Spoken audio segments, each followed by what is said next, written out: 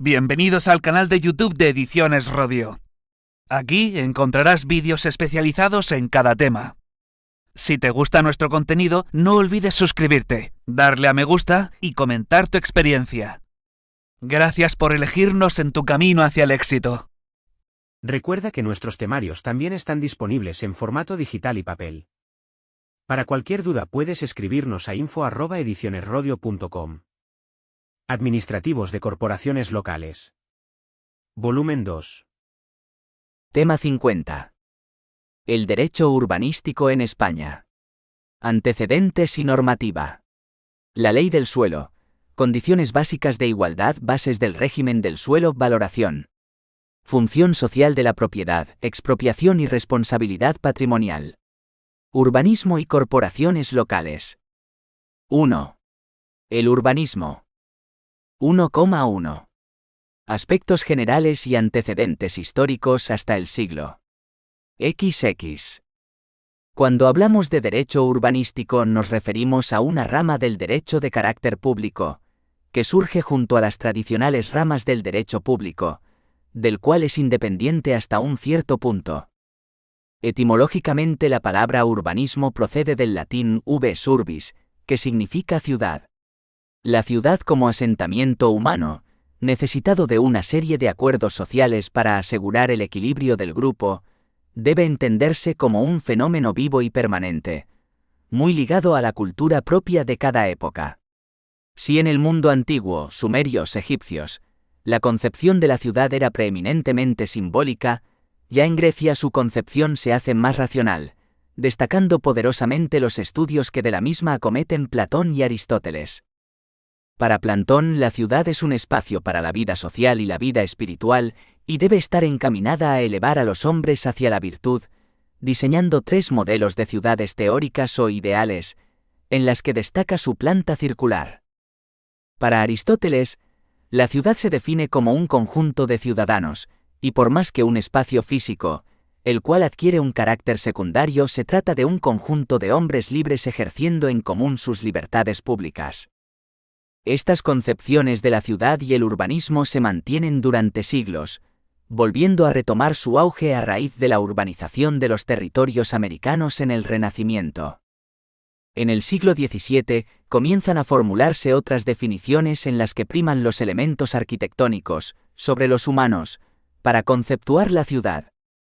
Ya en el siglo XVIII, algunos autores como Cantillon destacan el carácter señorial de las ciudades, como elemento distintivo de la ciudad barroca.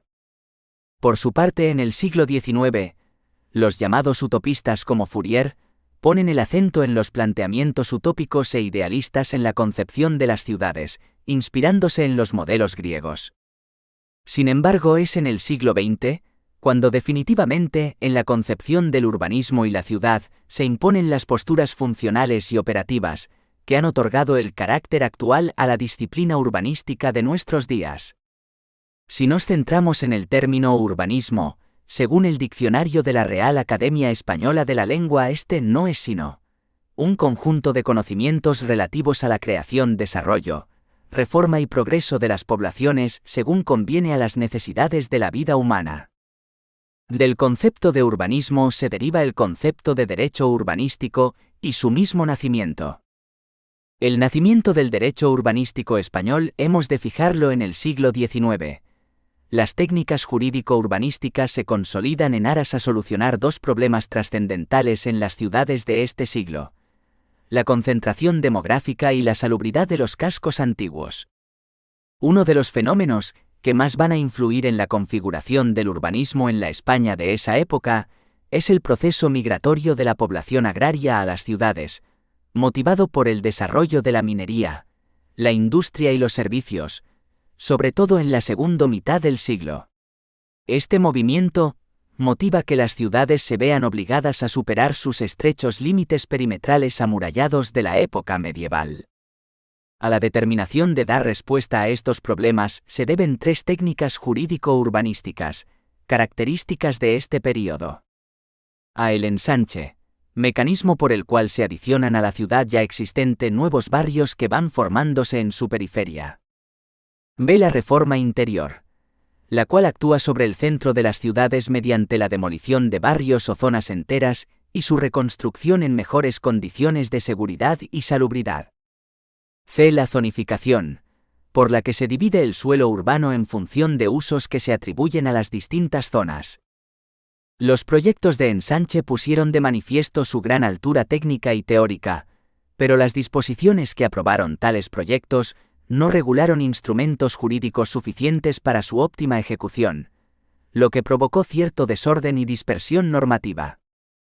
Esta dispersión normativa acarreará dificultades para la consideración unitaria de la problemática urbanística. Mientras tanto, los problemas se veían incrementados por el proceso de concentración urbana, con la aparición de nuevos suburbios con deficiencias sanitarias y de saneamiento y escasez de viviendas, mostrándose la legislación de ensanche incapaz de resolverlos. 1,2. Nacimiento del derecho urbanístico español moderno. Ya a principios del siglo XX, las orientaciones normativas girarán en torno a aspectos sanitarios, pero con una acusada dispersión normativa. Se regulan aspectos concretos urgentes, sin atender a la materia en general, como el abastecimiento de agua, la higiene, la reforma interior de las viviendas, las obras municipales, etc. Destaca de esta época el longevo y muy utilizado Reglamento de 17 de noviembre de 1925 sobre establecimientos incómodos, insalubres y peligrosos, por ser el antecedente del posterior Reglamento de actividades molestas, insalubres, nocivas y peligrosas. Ya durante el franquismo se aprecia una tendencia a institucionalizar la materia, mediante organismos específicos. Así, en 1938 y 1939 se crean la Dirección General de Arquitectura y la Dirección General de Regiones Devastadas dependientes del Ministerio de la Gobernación, así como el Instituto Nacional de la Vivienda, dependiente del Ministerio de Trabajo. En 1949 se crea la Jefatura Nacional de Urbanismo, con la función de poner en marcha la política urbanística, impulsando la creación de las comisiones provinciales de ordenación urbana. Es posible señalar como caracteres más destacados de esta fase: ausencia de una normativa de carácter general sobre ordenación urbana.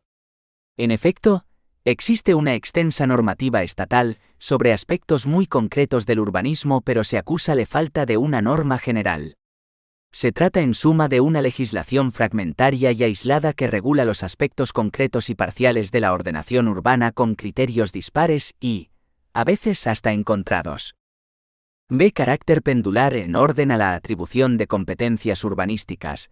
Si durante la legislación de ensanche las competencias urbanísticas se atribuyen casi exclusivamente a los ayuntamientos, con la de reforma interior y saneamiento se transfieren importantes potestades a la Administración central.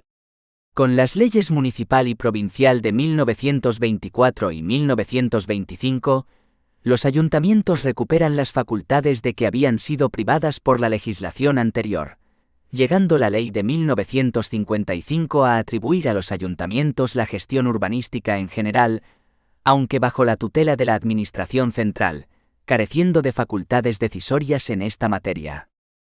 C. Atención prioritaria a las grandes ciudades. Los planes de ordenación de las grandes ciudades se aprueban por ley convirtiéndose en adelantados de lo que posteriormente serán las áreas metropolitanas. La publicación de la primera Ley sobre el régimen del suelo y la ordenación urbana de 12 de mayo de 1956 constituye un hecho singular en la historia del derecho urbanístico español, ya que con ella tiene lugar por primera vez la codificación unitaria del derecho urbanístico español. Los principios inspiradores de esta Ley del Suelo de 1956 quedan perfectamente recogidos en su exposición de motivos y siguen vigentes en su mayoría. Son esencialmente los siguientes. 1. Unificación de la legislación urbanística anterior. 2. Concepción integral del urbanismo. 3. Precedencia de la acción urbanística sobre el fenómeno demográfico. 4. El planeamiento como base necesaria y fundamental de toda ordenación urbana. 5. Configuración urbanística del suelo, es decir, se pretende asegurar la utilización del suelo conforme a la función social que tiene la propiedad. 6. La ejecución del planeamiento, a la que se concede especial importancia, articulando 4 sistemas.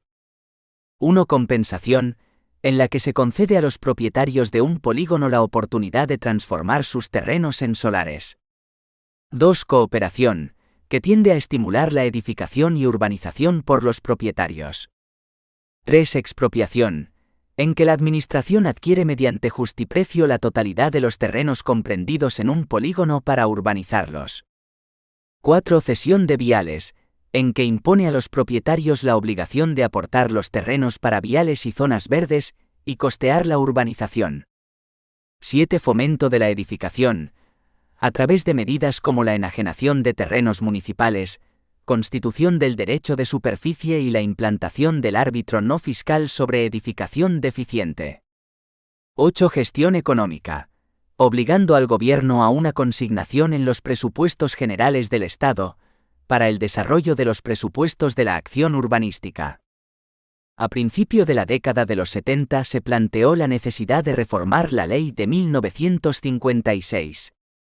Por estas razones la primera reforma dio como resultado la Ley sobre Régimen del Suelo y Ordenación Urbana de 2 de mayo de 1975, que en cumplimiento de lo establecido en su disposición final segunda, originó la aprobación del Real Decreto 1346 sobre 1976 de 9 de abril, texto refundido de la Ley sobre el Régimen del Suelo y Ordenación Urbana.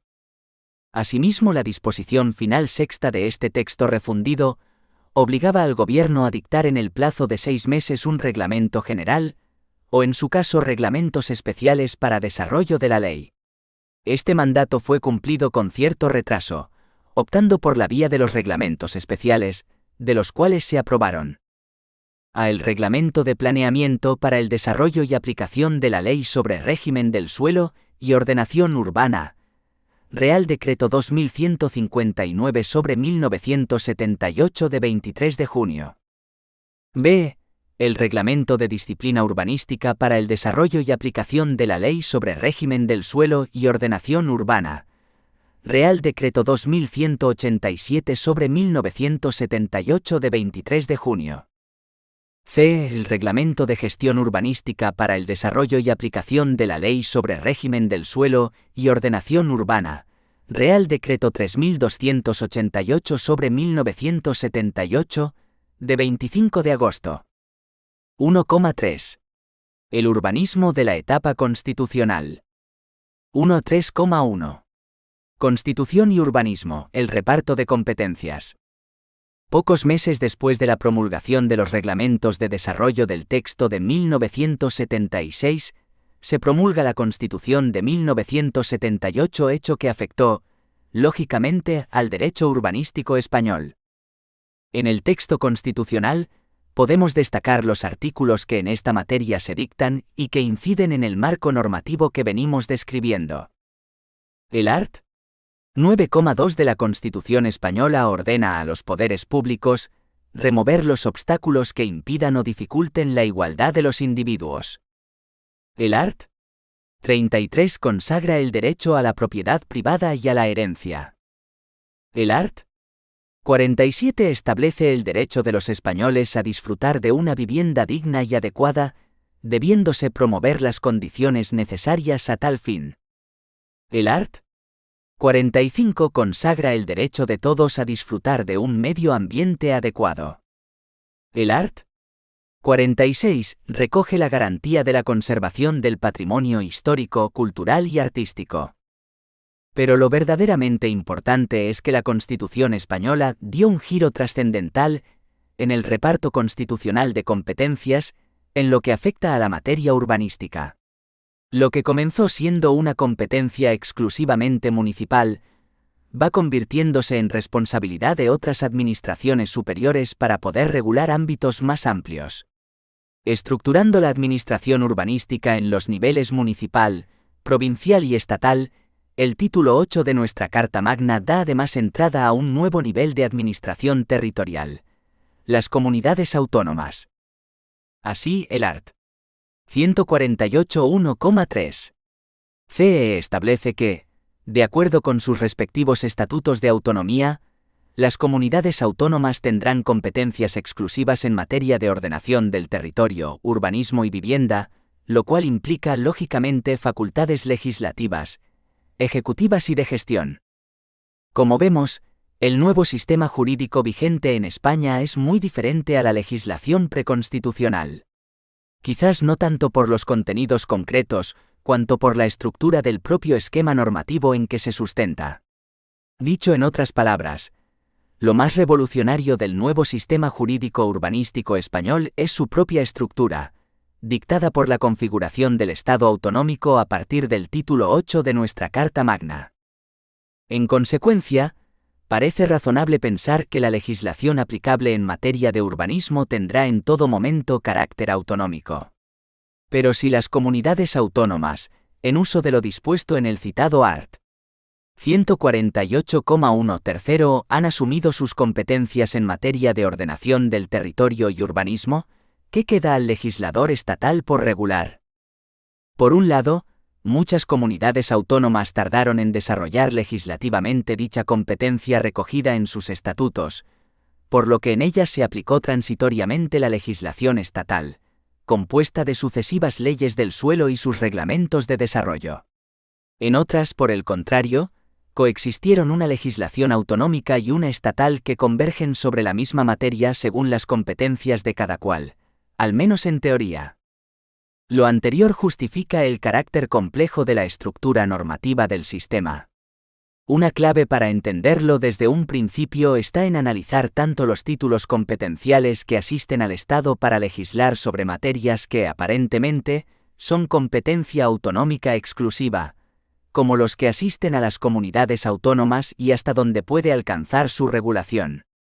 En aquellas materias en que la Constitución reconoce competencia exclusiva al Estado, ha de entenderse que su legislación será de carácter pleno, lo que supone la posibilidad de regular exhaustivamente tales materias. Tales materias se recogen en el art. 149 CE, y a los efectos que nos ocupan interesa destacar los siguientes puntos de este precepto. Menos 149,1 primero, condiciones de igualdad en el ejercicio de derechos. Menos 149,1 octavo, legislación civil. Menos 149,1,13, bases y coordinación de la actividad económica, con el art. 131. Menos 149,1 cuarto, defensa y fuerzas armadas. Menos 149,1,18, expropiación forzosa y responsabilidad. Menos 149,1 vigésimo tercero, legislación sobre medio ambiente.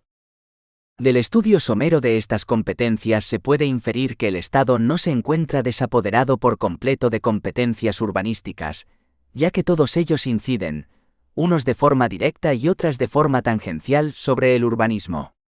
Pero todos ellos deben coexistir e integrarse sistemáticamente con la competencia exclusiva en materia de urbanismo y ordenación del territorio que todas las comunidades autónomas han asumido en la actualidad. En efecto, con ritmo irregular y con distintos grados de profundidad y de originalidad, las comunidades autónomas han ido legislando en la materia, unas veces de forma rupturista respecto a la legislación estatal preexistente, y otras veces con sentido de continuidad y complementariedad, sin perjuicio de reflejar y recoger los aspectos fundamentales peculiares de cada una. En la actividad legislativa llevada a cabo hasta la fecha por los parlamentos autonómicos, se observa una triple orientación. A la definición de líneas maestras o directrices de la ordenación del territorio de la comunidad. B. Un gran interés en materia de disciplina urbanística, en su doble vertiente tradicional, preventiva y represiva.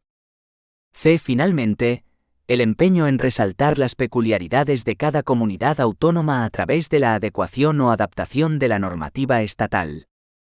1.3,2. Normativa urbanística a partir de la Constitución. En la década de los 80 el urbanismo va a verse también influido por la evolución económica y social. Para empezar, se dictaron dos reales decretos ley de indudable importancia y gran incidencia en materia urbanística. Uno, el Real Decreto Ley 3/1980 de 14 de marzo, sobre promoción del suelo y agilización de la gestión urbanística. 2. El Real Decreto Ley 16/1981 de 16 de octubre, sobre adaptación de planes generales de ordenación urbana. Unos años después, el 25 de julio de 1990 se aprueba la Ley 8/1990 sobre reforma del régimen urbanístico y valoraciones del suelo. La situación urbanística a la que acabamos de aludir se refleja en el preámbulo de dicha ley. El fuerte incremento del precio del suelo, que excede de cualquier límite razonable en muchos lugares, y su repercusión en los precios finales de las viviendas y en general, en los costes de implantación de actividades económicas, es hoy motivo de seria preocupación para los poderes públicos, que deben promover las condiciones necesarias para conseguir una utilización del suelo de acuerdo con el interés general e impedir la especulación. La disposición final segunda de la Ley 8/1990 autorizó al Gobierno a aprobar un texto refundido de disposiciones estatales vigentes sobre el suelo y ordenación urbana. Haciendo uso de esta autorización se promulga el Real Decreto Legislativo 1/1992 de 26 de junio, texto refundido de la Ley sobre el régimen del suelo y ordenación urbana. Se trata de un texto extenso, muy completo, que contiene 310 artículos, 8 disposiciones adicionales, 8 transitorias, una disposición derogatoria y una disposición final. Se considera que este texto refundido fracasó en dos sentidos. A. No se logró instaurar eficazmente las medidas antiespeculativas de este texto refundido. B. Fue objeto de varios recursos de inconstitucionalidad planteados por varias comunidades autónomas, estimados por el Tribunal Constitucional, en STC 61/1997 de 20 de marzo, que declaró la inconstitucionalidad de la mayor parte de los preceptos de la Ley de Suelo de 1992. Así, el máximo órgano constitucional señaló que el Estado invadía parcelas reservadas exclusivamente por la Constitución a las comunidades autónomas, lo que dio lugar a la destrucción del sistema urbanístico existente y al restablecimiento de la Ley de 1976. Las reacciones doctrinales fueron altamente beligerantes. La sentencia, desde el punto de vista jurídico, da lugar a una nueva ordenación urbanística al provocar un vuelco en la normativa urbanística, ya que además de declarar inconstitucionales una gran parte de los preceptos de la Ley del Suelo de 1992, da carta blanca a las comunidades autónomas para instaurar un modelo jurídico urbanístico radicalmente diferente del hasta entonces vigente. En este punto se inicia en el urbanismo español una reforma de marcado carácter liberal, con el nuevo gobierno de José María Aznar, con los siguientes hitos normativos. Para empezar, el Real Decreto Ley 5/1996 de 7 de junio, sobre medidas liberalizadoras en materia de suelo y de colegios profesionales, convertido posteriormente en Ley 7/1997 de 14 de abril. La Ley 6/1998 de 13 de abril sobre régimen del suelo y valoraciones, que contemplan fundamentalmente una serie de medidas liberalizadoras. La novedad más sobresaliente de esta ley es que clasifica todo el suelo que no sea urbano como urbanizable, excepto el que se declare de especial protección, con el fin de incrementar la oferta del suelo y abaratar así el precio de las viviendas. Sin embargo, y a juicio de muchos urbanistas, esta ley es el origen de la burbuja inmobiliaria que estallaría 10 años después en 2008. A pesar de que el legislador estatal fue enormemente cauteloso a la hora de no invadir las competencias autonómicas establecidas en la sentencia del Constitucional 61/1997, el tribunal tuvo que volver a pronunciarse sobre la constitucionalidad del texto de 1998, en base a 3 recursos, que desembocaron en la declaración de inconstitucionalidad de los artículos 16,1, 38 y disposición final única de esta Ley del Suelo y Valoraciones de 1998. En estas llegamos al año 2000, en el que se aprueba el Real Decreto Ley 4/2000 de 23 de junio, que pretendía corregir las rigideces advertidas en el mercado, como consecuencia del fuerte incremento de la demanda y la incidencia en los productos inmobiliarios del precio del suelo. La Ley del Suelo de 2007, Ley 8/2007, de 28 de mayo, nacida en un contexto de sensibilidad social en cuestiones relacionadas con el suelo, como la corrupción urbanística o la burbuja inmobiliaria, buscó fomentar la construcción de viviendas protegidas y frenar dicha corrupción. Su disposición final segunda delegó en el Gobierno la potestad de dictar un Real Decreto Legislativo que refundiera lo promulgado en ella y los preceptos que aún quedaban vigentes del Real Decreto Legislativo 1/1992, de 26 de junio. Así se aprobó el Real Decreto Legislativo 2/2008, de 20 de junio, por el que se aprueba el texto refundido de la Ley del Suelo. Quizás lo más destacado de este texto, respecto a la Ley de 2007, sea la inclusión del título B, que contiene una serie de preceptos que, localizados hasta ahora de manera fragmentada en el Real Decreto Legislativo 1/1992, pareció razonable agrupar bajo la denominación de régimen jurídico. 1,4. Normativa estatal actual.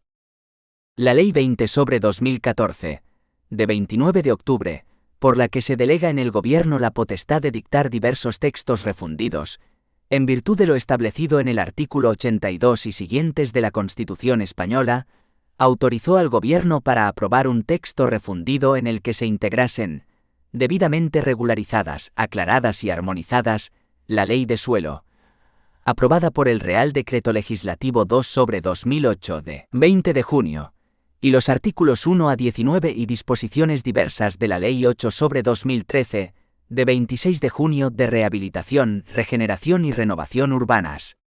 El plazo para la realización de dicho texto era de 12 meses a partir de su entrada en vigor, que tuvo lugar el 31 de octubre de 2014.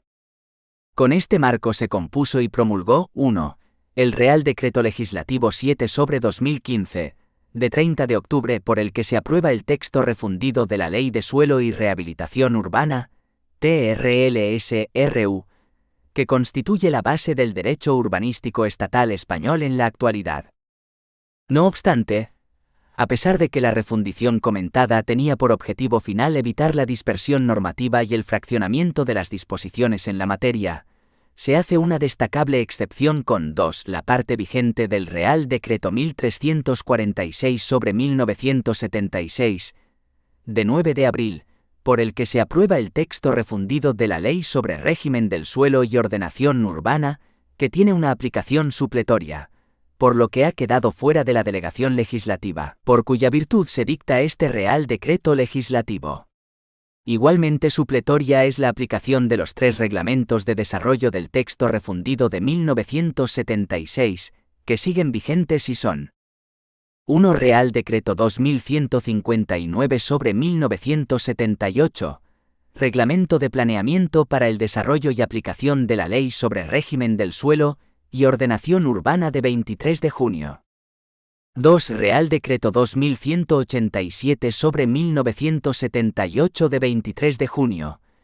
Reglamento de Disciplina Urbanística para el Desarrollo y Aplicación de la Ley sobre Régimen del Suelo y Ordenación Urbana. 3. Real Decreto 3288/1978, de 25 de agosto, Reglamento de Gestión Urbanística para el Desarrollo y Aplicación de la Ley sobre Régimen de Suelo y Ordenación Urbana. Además, debe tenerse en cuenta puntualmente el Real Decreto 1093/1997 de 4 de julio, por el que se aprueban las normas complementarias al Reglamento para la ejecución de la Ley hipotecaria sobre inscripciones en el Registro de la Propiedad de actos de naturaleza urbanística. 2. La Ley de Suelo de 2015. Aspectos básicos. 2,1. Antecedentes, estructura y objeto. La Ley 20/2014, de 29 de octubre, por la que se delega en el Gobierno la potestad de dictar diversos textos refundidos, en virtud de lo establecido en el artículo 82 y siguientes de la Constitución española, autorizó al Gobierno para aprobar un texto refundido en el que se integrasen, debidamente regularizadas, aclaradas y armonizadas, la Ley de Suelo, aprobada por el Real Decreto Legislativo 2/2008 de 20 de junio, y los artículos 1 a 19 y disposiciones diversas de la Ley 8/2013, de 26 de junio de Rehabilitación, Regeneración y Renovación Urbanas. El plazo para la realización de dicho texto era de 12 meses a partir de su entrada en vigor, que tuvo lugar el 31 de octubre de 2014. Con este marco se compuso y promulgó el Real Decreto Legislativo 7/2015, de 30 de octubre, por el que se aprueba el texto refundido de la Ley de Suelo y Rehabilitación Urbana, TRLSRU, parcialmente declarado inconstitucional posteriormente de forma puntual como veremos, cuya estructura interna es la siguiente. Texto refundido de la Ley de Suelo y Rehabilitación Urbana. Títulos y capítulos. Arts. Título preliminar. Disposiciones generales. 1 a 4. Título I. Condiciones básicas de la igualdad en los derechos y deberes constitucionales de los ciudadanos. Capítulo I. Estatuto básico del ciudadano. 5 y 6. Capítulo 2. Estatuto básico de la iniciativa y la participación en la actividad urbanística. 7 a 10. Capítulo 3. Estatuto jurídico de la propiedad del suelo. 11 a 17. Capítulo 4. Estatuto básico de la promoción de las actuaciones urbanísticas. 18 y 19. Título 2. Bases del régimen del suelo, reglas procedimentales comunes y normas civiles. Capítulo I. Bases del régimen del suelo. 20 a 22. Capítulo 2. Reglas procedimentales comunes y normas civiles. 23 a 28. Título 3. El informe de evaluación de los edificios. 29 y 30. Título IV. Cooperación y colaboración interadministrativas. 31 a 33. Título V. Valoraciones. 34 a 41. Título B. Expropiación forzosa y responsabilidad patrimonial. 42 a 48. Título 7. Función social de la propiedad y gestión del suelo. Capítulo I. Venta y sustitución forzosas. 49 y 50. Capítulo 2. Patrimonios públicos de suelo. 51 y 52. Capítulo 3. Derecho de superficie. 53 y 54. Título 8. Régimen jurídico. Capítulo I. Actuaciones ilegales y con el Ministerio Fiscal. 55 y 56. Capítulo 2. Peticiones, actos y acuerdos. 57 a 60. Capítulo 3. Acciones y recursos. 61 a 64. Capítulo 4. Registro de la propiedad. 65 a 68.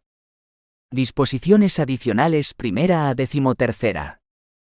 Disposiciones transitorias primera a 4ª. Disposiciones finales primera a 3ª. El objeto de este texto refundido viene establecido por su art. 1. Regular para todo el territorio nacional las condiciones básicas que garanticen a.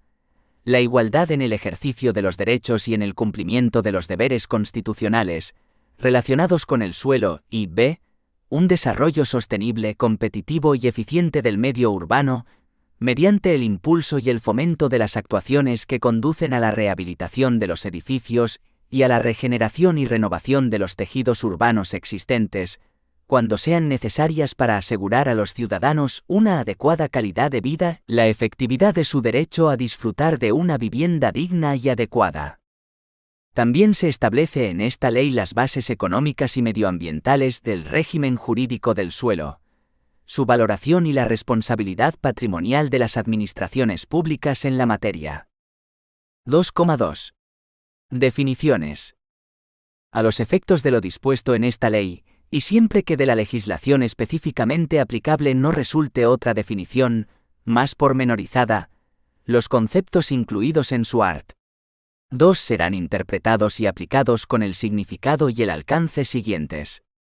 1. Actuaciones sobre el medio urbano.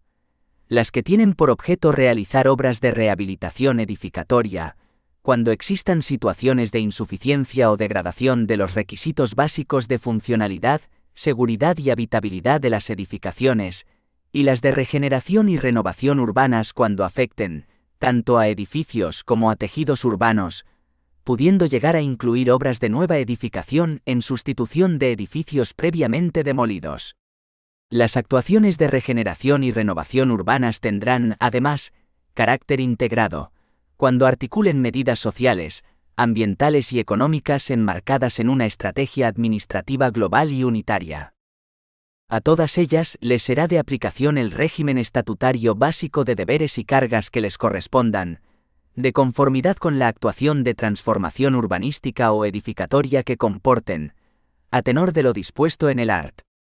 7. 2. Infravivienda. La edificación o parte de ella destinada a vivienda que no reúne las condiciones mínimas exigidas de conformidad con la legislación aplicable.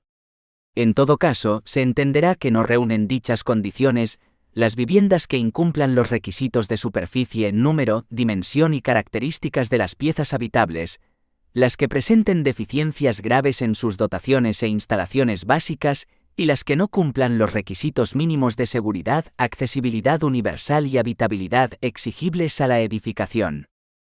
3. Residencia habitual.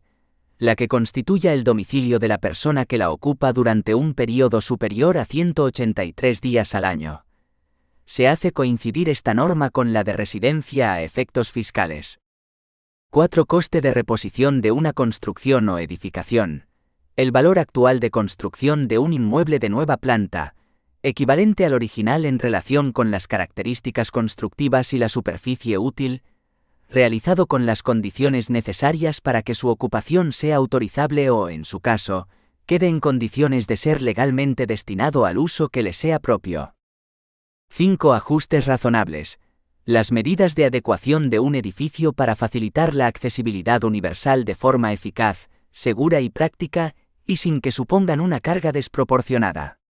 Para determinar si una carga es o no proporcionada se tendrán en cuenta los costes de la medida, los efectos discriminatorios que su no adopción podría representar, la estructura y características de la persona o entidad que haya de ponerla en práctica y la posibilidad que tengan aquellas de obtener financiación oficial o cualquier otra ayuda. Se entenderá que la carga es desproporcionada en los edificios constituidos en régimen de propiedad horizontal, cuando el coste de las obras repercutido anualmente, y descontando las ayudas públicas a las que se pueda tener derecho, exceda de 12 mensualidades ordinarias de gastos comunes. 6. Edificio de tipología residencial de vivienda colectiva. El compuesto por más de una vivienda sin perjuicio de que pueda contener, de manera simultánea, otros usos distintos del residencial. Con carácter asimilado se entiende incluida en esta tipología, el edificio destinado a ser ocupado o habitado por un grupo de personas que, sin constituir núcleo familiar, compartan servicios y se sometan a un régimen común, tales como hoteles o residencias. 2,3. El principio de desarrollo territorial y urbano sostenible. Según el art. 3 TRLSRU, las políticas públicas relativas a la regulación, ordenación, ocupación, transformación y uso del suelo tienen como fin común la utilización de este recurso conforme al interés general y según el principio de desarrollo sostenible, sin perjuicio de los fines específicos que les atribuyan las leyes.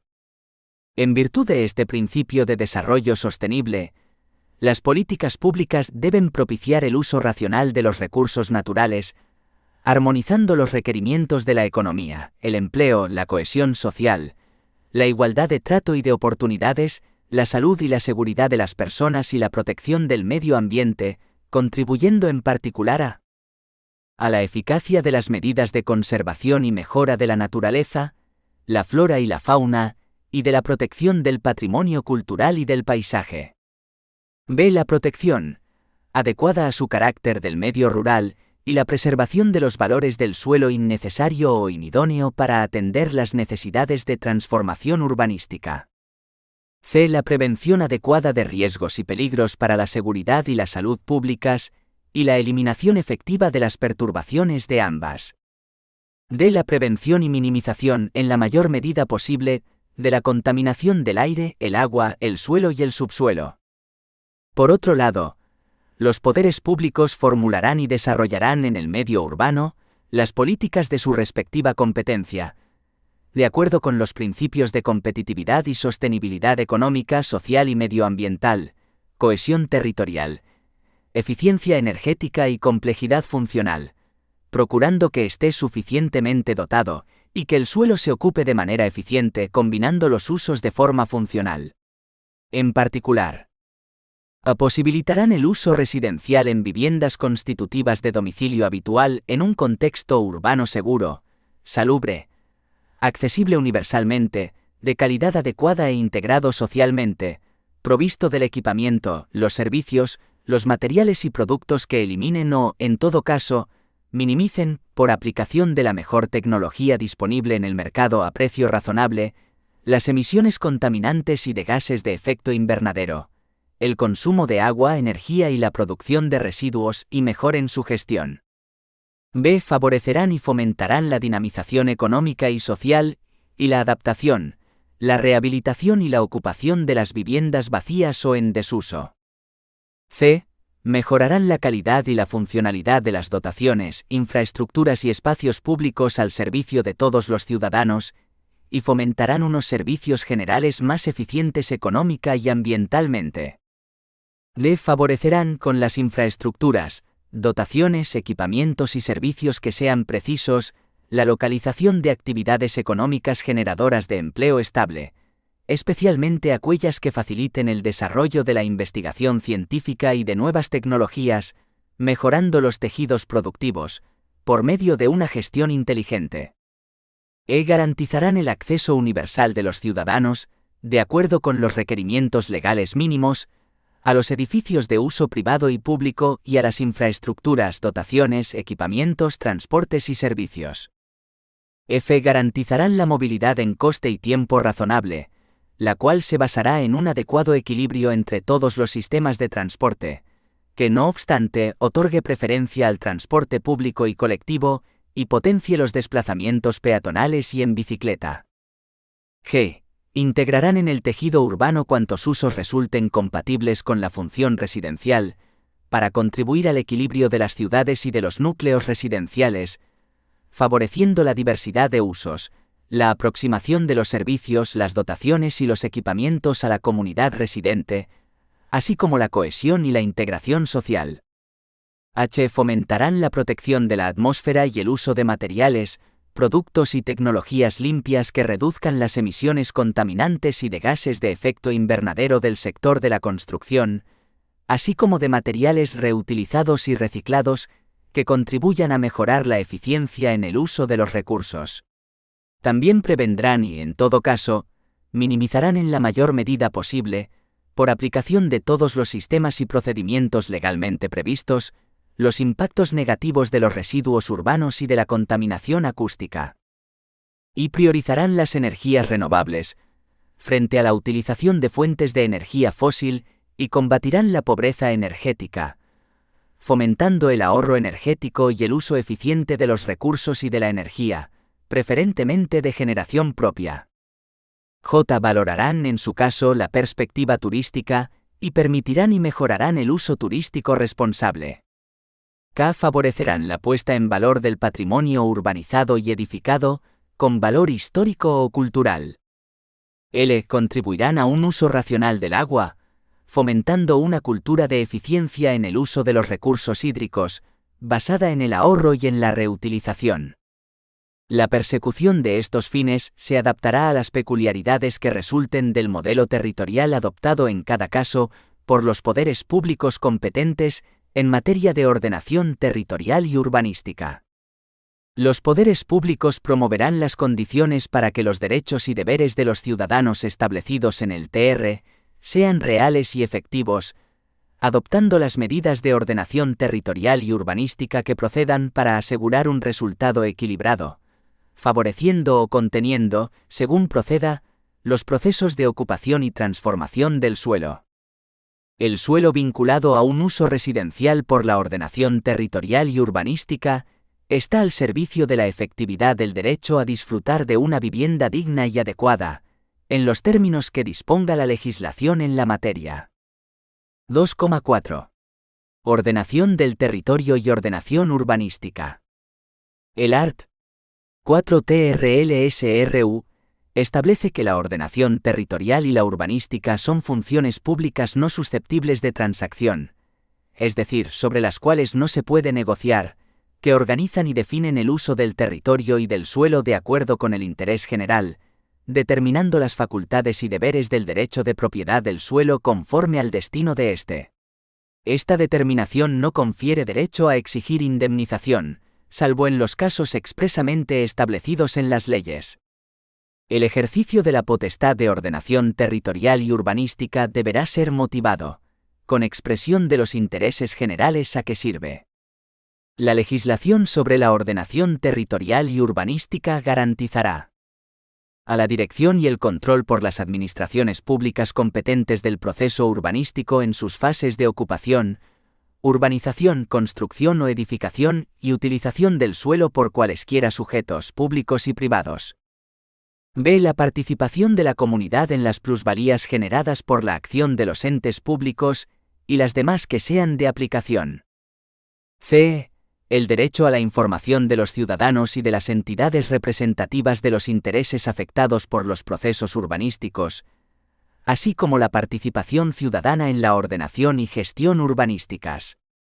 La gestión pública urbanística y de las políticas de suelo fomentará la participación privada. 3. Condiciones básicas de la igualdad en los derechos y deberes constitucionales de los ciudadanos. 3,1. Estatuto Básico del Ciudadano. Todos los ciudadanos tienen, según el art. 5 TRLSRU, derecho a disfrutar de una vivienda digna, adecuada y accesible, concebida con arreglo al principio de diseño para todas las personas, que constituya su domicilio libre de ruido u otras emisiones contaminantes de cualquier tipo que superen los límites máximos admitidos por la legislación aplicable, y en un medio ambiente y un paisaje adecuados.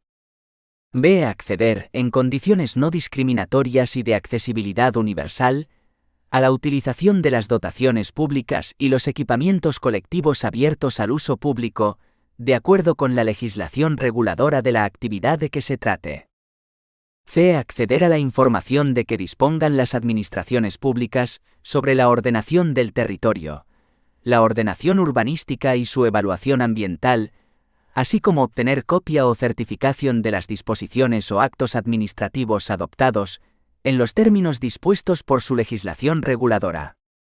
D. Ser informados por la administración competente, de forma completa, por escrito y en plazo razonable, del régimen y las condiciones urbanísticas aplicables a una finca determinada, en los términos dispuestos por su legislación reguladora. Participar efectivamente en los procedimientos de elaboración y aprobación de cualesquiera instrumentos de ordenación del territorio o de ordenación y ejecución urbanísticas, y de su evaluación ambiental, mediante la formulación de alegaciones, observaciones, propuestas, reclamaciones y quejas y a obtener de la Administración una respuesta motivada, conforme a la legislación reguladora del régimen jurídico de dicha Administración y del procedimiento de que se trate. F. Ejercer la acción pública para hacer respetar las determinaciones de la ordenación territorial y urbanística, así como las decisiones resultantes de los procedimientos de evaluación ambiental de los instrumentos que las contienen y de los proyectos para su ejecución, en los términos dispuestos por su legislación reguladora. Asimismo se establecen los siguientes deberes, art. 6. A respetar y contribuir a preservar el medio ambiente y el paisaje natural, absteniéndose de realizar actuaciones que contaminen el aire, el agua, el suelo y el subsuelo o no permitidas por la legislación en la materia. B. Cumplir los requisitos y condiciones a que la legislación sujete las actividades molestas, insalubres, nocivas y peligrosas, así como emplear en ellas en cada momento las mejores técnicas disponibles conforme a la normativa aplicable, encaminadas a eliminar o reducir los efectos negativos señalados. C. Respetar y hacer un uso racional y adecuado, acorde en todo caso con sus características, función y capacidad de servicio, de los bienes de dominio público y de las infraestructuras y los servicios urbanos. D. Respetar y contribuir a preservar el paisaje urbano y el patrimonio arquitectónico y cultural, absteniéndose en todo caso de realizar cualquier acto o desarrollar cualquier actividad no permitidos. 3,2. Estatuto básico de la iniciativa y la participación en la actividad urbanística. En el TRLSRU se trata esta materia en los arts 7 y siguientes que resumimos a continuación. 3.2,1. Tipos de actuaciones urbanísticas. A efectos de esta ley, se entiende por actuaciones de transformación urbanística a las actuaciones de urbanización que incluyen las de nueva urbanización, que suponen el paso de un ámbito de suelo de la situación de suelo rural a la de urbanizado, para crear, junto con las correspondientes infraestructuras y dotaciones públicas, una o más parcelas aptas para la edificación o uso independiente y conectadas funcionalmente con la red de los servicios exigidos por la ordenación territorial y urbanística. Las que tengan por objeto reformar o renovar la urbanización de un ámbito de suelo urbanizado, en los mismos términos establecidos en el párrafo anterior. B. Las actuaciones de dotación. Se consideran tales las que tengan por objeto incrementar las dotaciones públicas de un ámbito de suelo urbanizado, para reajustar su proporción con la mayor edificabilidad o densidad, o con los nuevos usos asignados en la ordenación urbanística a una o más parcelas del ámbito y no requieran la reforma o renovación de la urbanización de éste.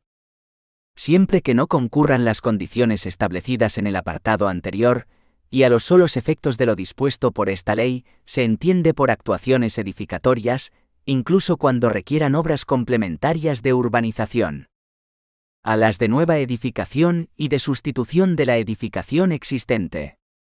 B. Las de rehabilitación edificatoria, entendiendo por tales la realización de las obras y trabajos de mantenimiento o intervención en los edificios existentes, sus instalaciones y espacios comunes, en los términos dispuestos por la Ley 38/1999, de 5 de noviembre, de ordenación de la edificación.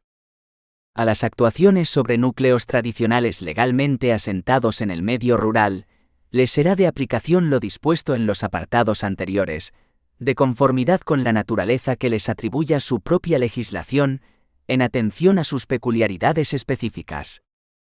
A los solos efectos de lo dispuesto en el TRLSRU, las actuaciones de urbanización se entienden iniciadas en el momento en que, una vez aprobados y eficaces todos los instrumentos de ordenación y ejecución que requiera la legislación sobre ordenación territorial y urbanística para legitimar las obras de urbanización, empiece la ejecución material de estas.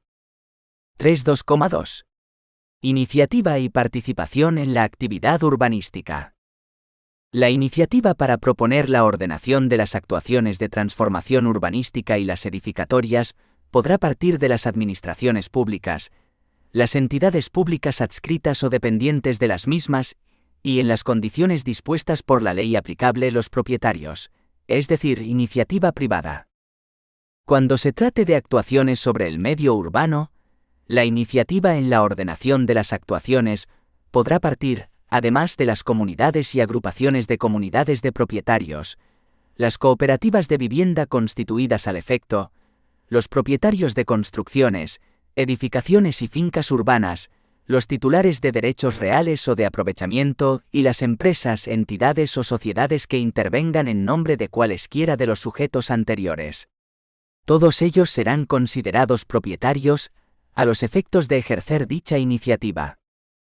Los particulares, sean o no propietarios, deberán contribuir, en los términos establecidos en las leyes, a la acción urbanística de los entes públicos, a los que corresponderá en todo caso la dirección del proceso, tanto en los supuestos de iniciativa pública como privada. En los supuestos de ejecución de estas actuaciones mediante procedimientos de iniciativa pública, podrán participar tanto los propietarios de los terrenos como los particulares que no ostenten dicha propiedad en las condiciones dispuestas por la legislación aplicable. Dicha legislación garantizará que el ejercicio de la libre empresa se sujete a los principios de transparencia, publicidad y concurrencia. En la ejecución de las actuaciones sobre el medio urbano, además de las administraciones públicas competentes y las entidades públicas adscritas o dependientes de las mismas, podrán participar a las comunidades y agrupaciones de comunidades de propietarios. B. Las cooperativas de viviendas. C. Los propietarios de construcciones, edificaciones y fincas urbanas y los titulares de derechos reales o de aprovechamiento. D. Las empresas, entidades o sociedades que intervengan por cualquier título en dichas operaciones.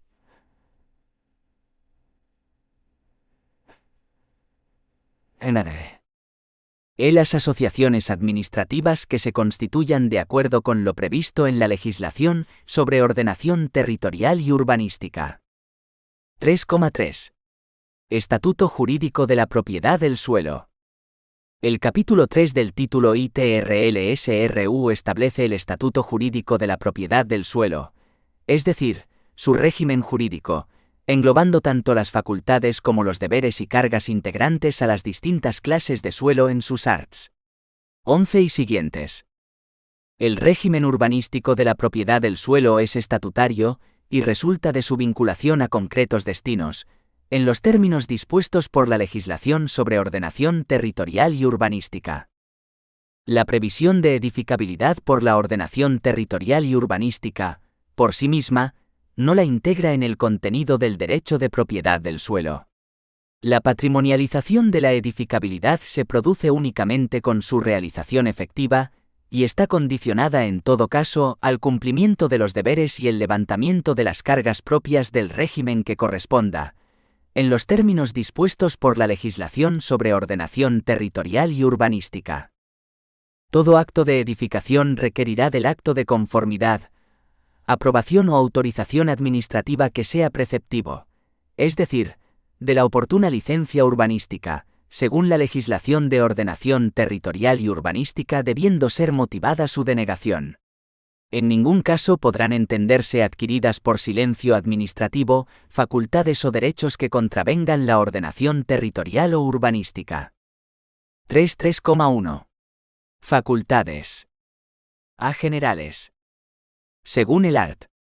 12 TRLSRU, el derecho de propiedad del suelo comprende las facultades de uso, disfrute y explotación del mismo conforme al estado, clasificación, características objetivas y destino que tenga en cada momento, de acuerdo con la legislación en materia de ordenación territorial y urbanística aplicable por razón de las características y situación del bien. Comprende asimismo la facultad de disposición, siempre que su ejercicio no infrinja el régimen de formación de fincas y parcelas y de relación entre ellas establecido en esta ley. Las facultades del propietario alcanzan al vuelo y al subsuelo, hasta donde determinen los instrumentos de ordenación urbanística, de conformidad con las leyes aplicables y con las limitaciones y servidumbres que requiera la protección del dominio público. B. De la propiedad del suelo en situación rural. En el suelo en situación rural, las facultades del derecho de propiedad incluyen las de usar, disfrutar y disponer de los terrenos de conformidad con su naturaleza, debiendo dedicarse, dentro de los límites que dispongan las leyes y la ordenación territorial y urbanística, al uso agrícola, ganadero, forestal, cinegético o cualquier otro vinculado a la utilización racional de los recursos naturales. La utilización de los terrenos con valores ambientales, culturales, históricos, arqueológicos, científicos y paisajísticos que sean objeto de protección por la legislación aplicable, quedará siempre sometida a la preservación de dichos valores, y comprenderá únicamente los actos de alteración del estado natural de los terrenos que aquella legislación expresamente autorice. Con carácter excepcional y por el procedimiento y con las condiciones previstas en la legislación de ordenación territorial y urbanística, podrán legitimarse actos y usos específicos que sean de interés público o social, que contribuyan a la ordenación y el desarrollo rurales, o que hayan de emplazarse en el medio rural.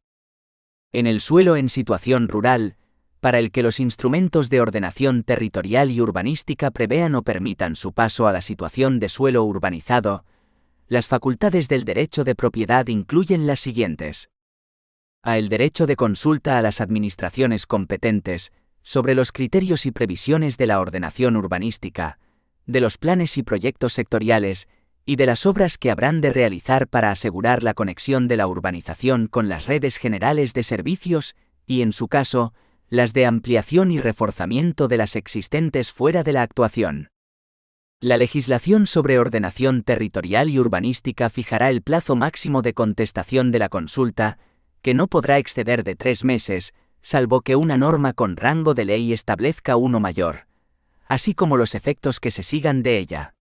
En todo caso, la alteración de los criterios y las previsiones facilitados en la contestación, dentro del plazo en el que ésta surta efectos, podrá dar derecho a la indemnización de los gastos en que se haya incurrido por la elaboración de proyectos necesarios que resulten inútiles, en los términos del régimen general de la responsabilidad patrimonial de las administraciones públicas. B. El derecho de elaborar y presentar el instrumento de ordenación que corresponda, cuando la Administración no se haya reservado la iniciativa pública de la ordenación y ejecución. C. El derecho a participar en la ejecución de las actuaciones de nueva urbanización, en un régimen de equitativa distribución de beneficios y cargas entre todos los propietarios afectados en proporción a su aportación. Para ejercer esta facultad, o para ratificarse en ella, si la hubiera ejercido antes, el propietario dispondrá del plazo que fije la legislación sobre ordenación territorial y urbanística, que no podrá ser inferior a 1 mes ni contarse desde un momento anterior a aquel en que pueda conocer el alcance de las cargas de la actuación y los criterios de su distribución entre los afectados. D. La realización de usos y obras de carácter provisional que se autoricen por no estar expresamente prohibidos por la legislación territorial y urbanística, o la sectorial, y sean compatibles con la ordenación urbanística. Estos usos y obras deberán cesar y, en todo caso, ser demolidas las obras sin derecho a indemnización alguna, cuando así lo acuerde la Administración urbanística. La eficacia de las autorizaciones correspondientes, bajo las indicadas condiciones expresamente aceptadas por sus destinatarios, quedará supeditada a su constancia en el registro de la propiedad de conformidad con la legislación hipotecaria.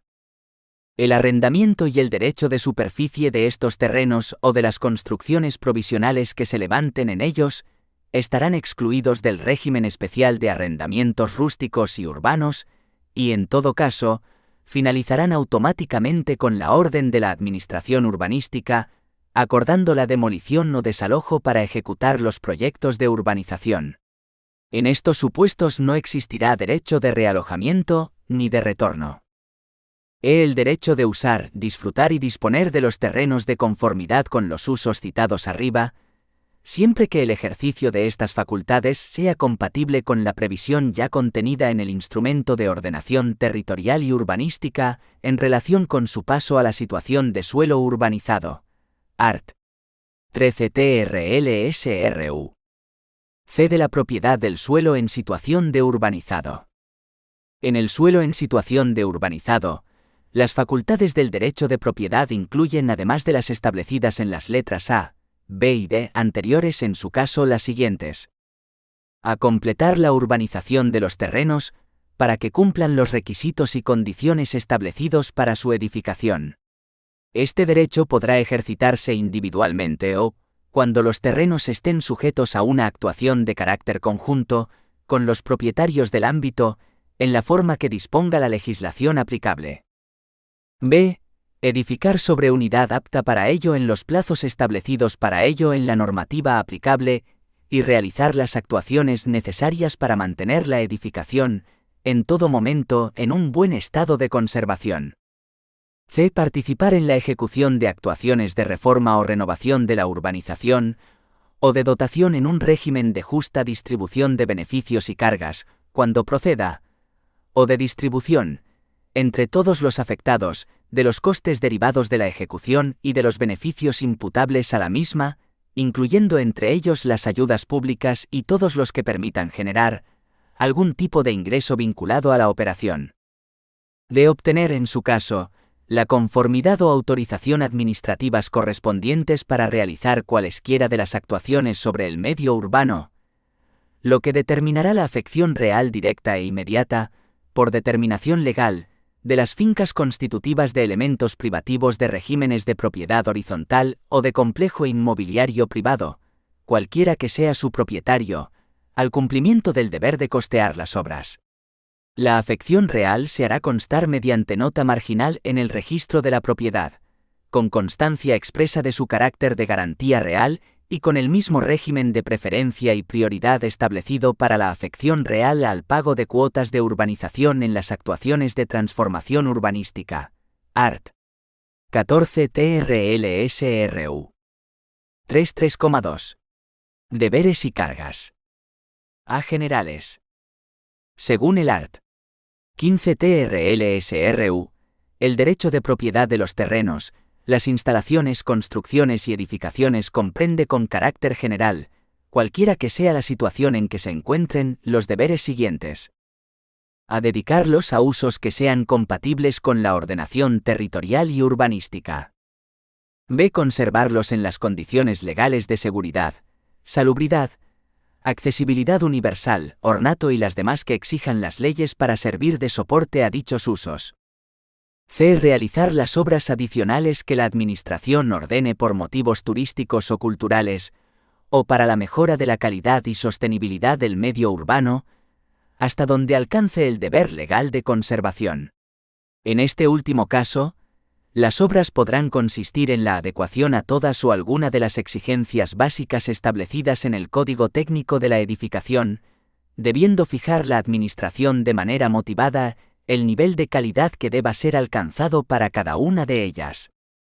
El deber legal de conservación constituye el límite de las obras que deban ejecutarse a costa de los propietarios.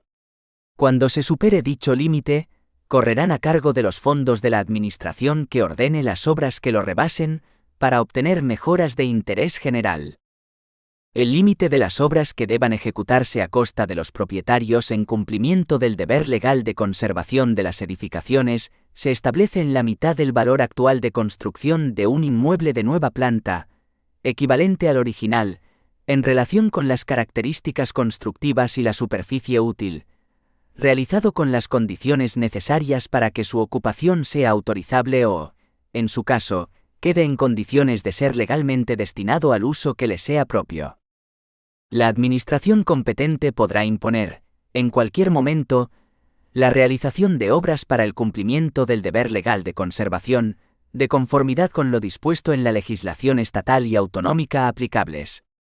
El acto firme de aprobación de la orden administrativa de ejecución que corresponda, determinará la afección real directa e inmediata, por determinación legal del inmueble, al cumplimiento de la obligación del deber de conservación.